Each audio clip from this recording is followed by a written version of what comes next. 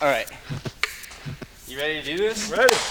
All right, hey, what's up, guys? I'm here with a good friend and mentor of mine, Reign. If you're from Athens, he's the dude from the billboards.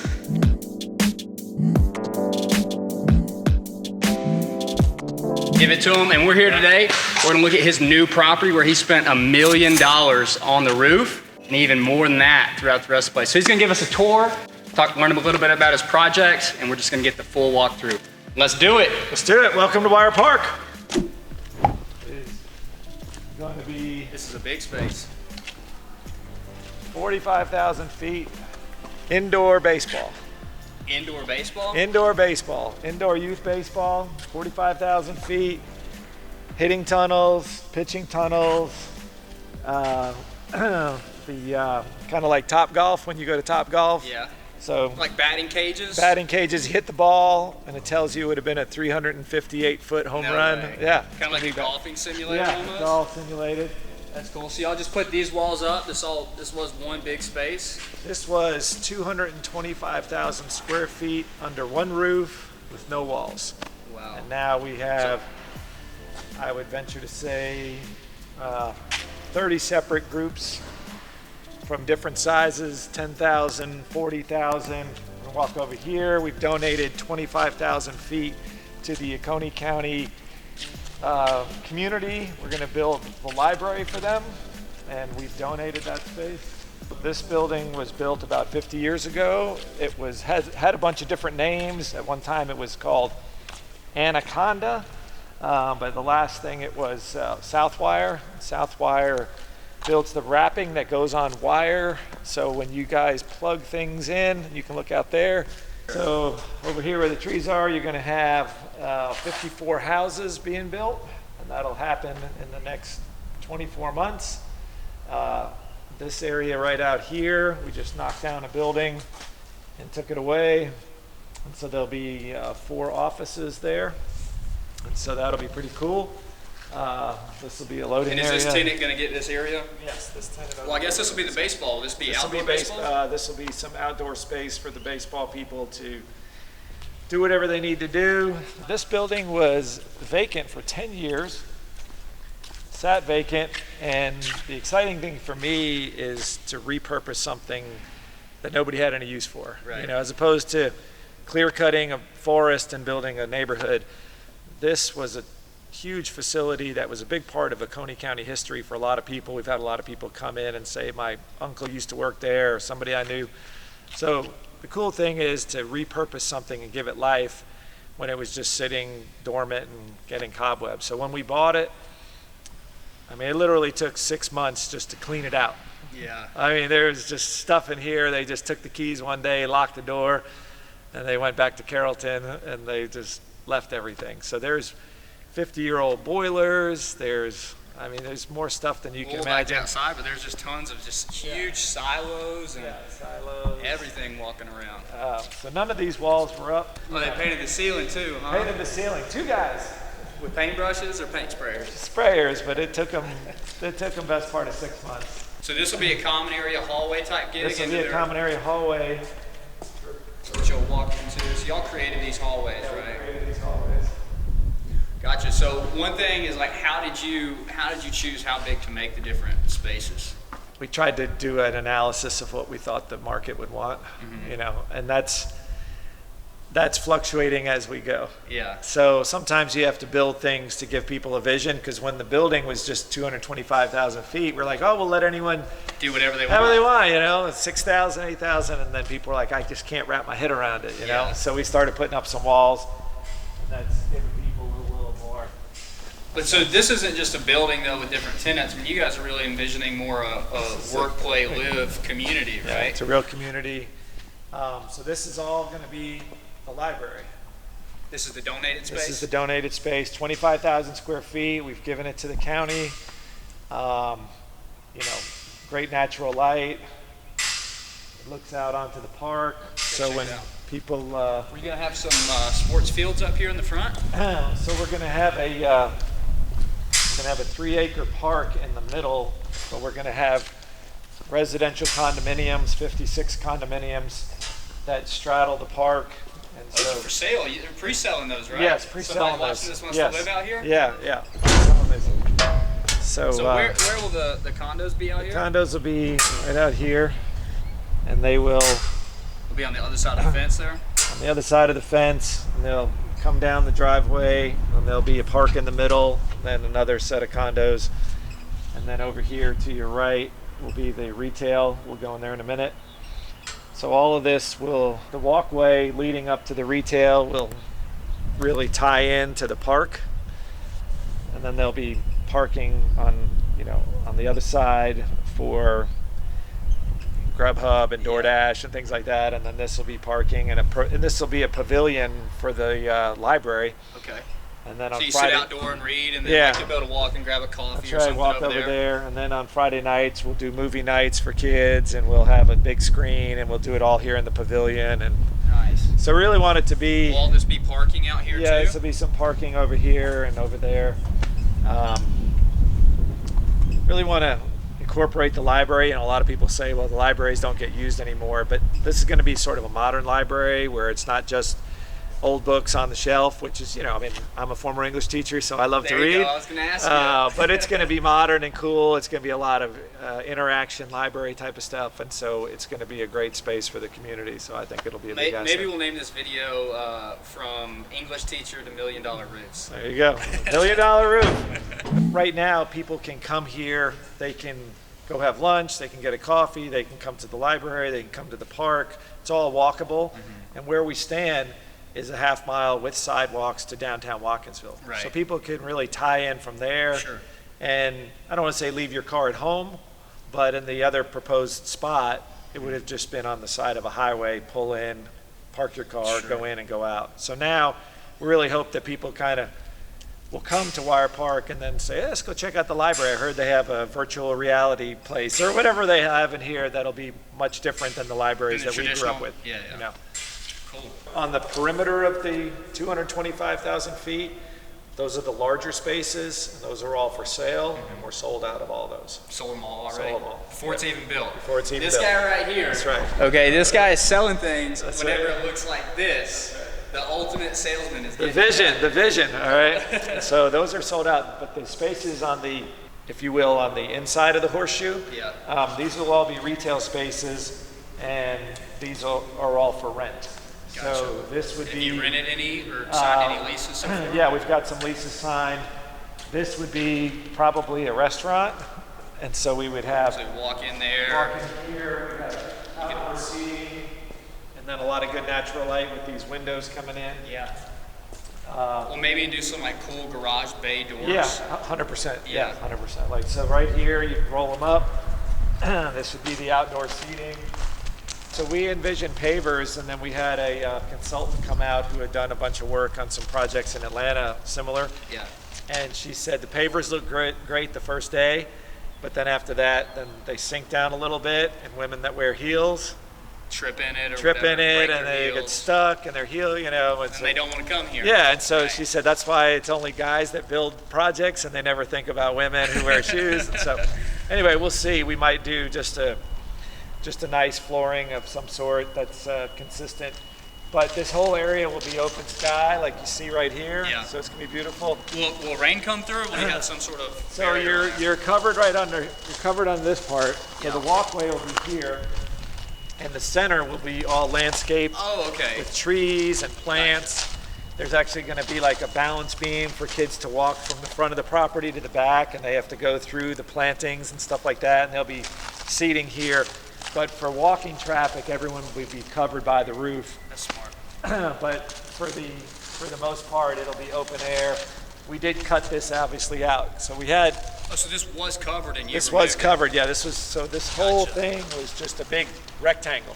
Oh, did you remove this wall here? Yes. This was a wall? Yes. So this was one building, Yes. and then you kind of made it into this horseshoe feature to give Yes. like more frontage, essentially. Yeah.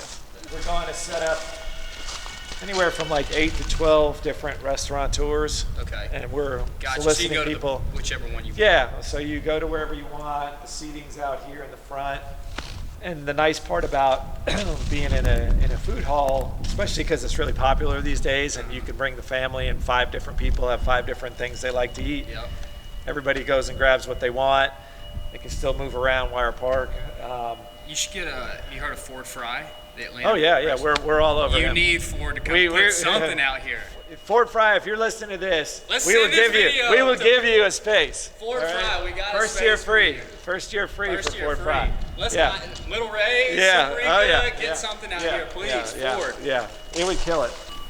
You know, in terms of like the smaller spaces, here's an example of the smaller space on the left. This is going to be a hair salon. Oh, you already rented this? Yeah.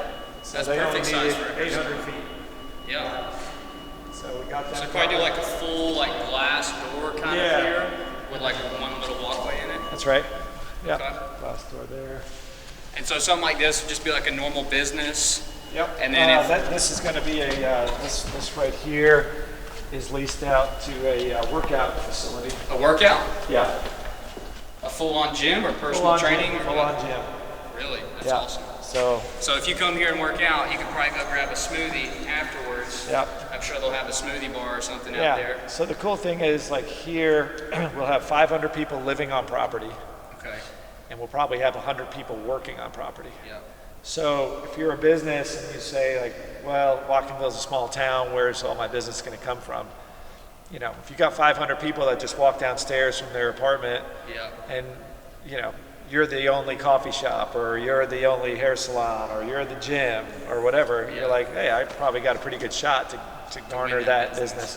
What were you telling me about for the residents? You guys are thinking about doing like, we'll know your coffee order and deliver your coffee order? Yeah. So, you know, we want to make personal touches for people that work here or live here, and so ideally if we had some sort of a setup where the coffee person, you know, there's a separate phone number for residents and employees that are working on property. Sure. And so they get the VIP treatment, you know, and so they get delivery and stuff like that. So we're working on some ideas. Service, yeah. I mean, I think the kind of people that will move here will pay for service. Yeah. You know, they're willing to pay more for nicer things, but also for service, for delivery.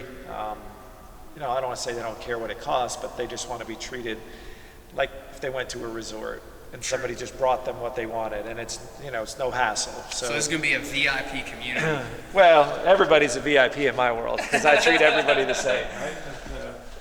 They wanted all the natural light. Hot yoga. This guy right here made me do hot yoga one time. It was hot. I thought he was going to meet me there. He just made me go by myself. Probably the biggest problem would be load-bearing beams. Yeah. You know, you can move them. It's just, you know, it's expensive. Yeah. And then on the development side, what those guys outside were dealing with you know, rock. Yeah. So when you start a project, you don't know what's under you get, you know, 200 feet down. Well, you do if you're building from the scratch, because sometimes if you know you're going to be doing that, then you'll have those studies done before you do it. But you guys just saw this as an opportunity. Well, this is 65 acres. Yeah. So you're not going to survey them. It's hard to survey the whole thing and determine like, oh, right under there. So this is an example of a space that we're selling because this is not in the retail corridor, if you will. Sure. And so this is going to be a closet and blinds business. I need blinds in my house. Everybody needs blinds. Everybody needs a closet, right? Where are you going to put stuff? I know. Right? That's true. So these guys, they have the need for, you know, trucks and deliveries, so they'll probably use. And they need showroom, right? They need customers to come see it. They'll probably have like to here will be their, you know, delivery and warehouse. Yeah. And then in the front they'll have showroom. They'll have so the people that come to Wire Park to get lunch, they don't necessarily they're not gonna walk by a closet and blinds. Like, let's stop. Yeah, let's stop in and get a closet system. But if they know that it's here and they come, then they'll have a sales center. They'll have, you know, obviously examples and samples that people can look at, and then they'll have their own office needs. So they're buying this space. They're buying it from you guys. Yeah. So, and so for somebody who wants to learn about real estate that's watching this video, you guys really have two ways of making money here, right? Obviously, you have a large investment in terms of like paying for the improvements here, but then you're recouping some of that money initially and selling spaces like this to pay for improvements. Right. And so hopefully the goal is to still be left at the end of the day with a rental property that cash flows. That's right. With as little of your own money into improvements and buying it possible, right? 100%. And you know, part of it is that you have some businesses that just want to own. You know, they're tired of renting. They know they're in for the long haul, so they don't want to rent. And you know, you just have to understand that's part of the market. But the biggest thing is that when you go to the bank, no matter how great your project looks, they're like, hey, you borrowed X million dollars. Like, when are we going to see some return? So when we proposed to them, hey, we're going to condoize the perimeter of the commercial, and we're going to sell off those spaces, what do you think the bank said? They were like, great idea. Chips off the table, we love it. Chips off the table, give us our money back, and then we'll give you more money. So as a developer or anybody out there that's looking to build something, you know, if you have, say you buy, you know, 10 apartments that are all together, all separate condos, you know, you may buy them right, fix them up, sell 5 of them, pull your money out, now you got 5 of the cash flow. That's right. I mean, it's a, you know, different model. Just but ways to change up the flow of money. That's right. Your project doesn't have to be, oh, I'm just going to rent, or oh, I'm just going to sell and flip. It can be, I'm going to do both. That's right. So, yeah, so once we close on these office warehouse spaces, you know, then our skin in the game will be a lot less, the bank will be a lot less, they'll be happy, and then... And that's going to help you guys move on to the next phase of the project, where the dynamite's coming in, right? Dynamite, because dynamite's expensive. Selling some houses. What do you do again? You selling houses? That's right. So we'll have money to start the residential, and then that'll be in phases. Phase 1, condos, phase 2, townhomes, phase 3, houses. So it's people like to think, oh, you know, you're going to build it all at once. And it's like, well, that would be perfect if we had $100 million. Yeah. Because it's expensive to build. Sometimes, I mean, even in real estate, you got cost of goods, right? That's right. You got to recoup your money before you deploy again. Right now, the cost of goods. Everybody thinks real estate people just made money. We just know how to sell stuff and get it coming back. We got to stay one step ahead of the domino that's chasing us. So one of the biggest challenges is the local government when you're doing anything like this. I know you guys had pretty interesting getting into this, but how's the government been working with like inspections and stuff like that? Because obviously something like this alters an entire town. It definitely does. It alters the community that we're in. We're not in a big community. We're outside of Athens, Georgia. So I think they're super excited about what it is. At the same time, they want smart growth. So I think that we've been good with working with them. I think I was talking to somebody today. There's a very large project that was proposed in Athens recently, last week, and it got shot down. It's a Publix, 2 hotels, a car dealership. This didn't make any sense. Well, it's really big, and they were proposing like, hey, this is going to generate all sorts of tax revenue. But in my opinion, the way they went about it was wrong, because they just said, here's what we want to do, approve it, please. Right? Where when we were developing Wire Park, we went to the community and we said, what do you want to see here? Yeah. We'll do everything we can, financially reasonable, but what are the wants? Yeah, like what would you like to see? And so we listened to the people, we listened to the government, and when you listen to people and ask their input, then I think when you come back to them and say, we incorporated the things that you asked for, maybe not 100%, because, you know, sure, we can't build a roller coaster here, you know, even though it'd be cool, it wouldn't be prudent. But having said that, you know, when you ask people to give input, then I think they appreciate that, and the whole transition goes much easier. Because you may own it, but other people use it. That's right. You're not the only person using it. Right? And they make a lot of decisions down the line, and they just want to be, you know, good partners, good neighbors. So I think going to them in the beginning is super important, as opposed to just saying, we're coming in and we can do this by right and we can do that, and then all of a sudden you got adversarial and something comes up where you might need a signature, and they're just like, oh, you know, maybe we'll just slow play this. So anyway, it's been great to work with this community. They can do that. They've been into it.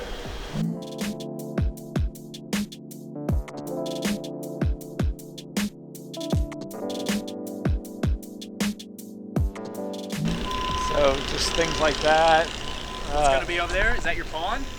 We'll have a retention pond, and then we'll also have where the trash will go for the whole community. It's not very sexy, but somewhere it's got to go somewhere. You won't have dumpsters ported off. You guys are going to have an in-house waste. We'll have in-house, we'll have dumpsters, but they'll be massive. So it'll pretty much take care of the whole community. On the roof there, one dream is to have like a little rooftop bar. Someone proposed pickleball up there. Pickleball. You put a tennis court on the roof. Pickleball is the fastest growing sport in America, so people are talking about pickleball. Is it really? Yeah. That's because so many people are in RVs, going to these RV That's right, communities. that's right, yeah. Loving their pickleball. Yeah, Cool, man. Well, thanks for the tour. absolutely. So if somebody wants to live in Wire Park, what do they do? All right. Call Reign at One what? call does it all. You can just go online. We're wirepark.net. We got floor plans, we got the renderings, we got the vision. Everything that anybody could want to see or hear about Wire Park is on there, and then my information's on there. They can call me. But it's going to be cool. We're 10, 15 minutes from downtown Athens, University of Georgia, Sanford Stadium. So we've got a lot of old dogs coming back to town and want a cool place to live and be. Go Dogs. Go Dogs, baby.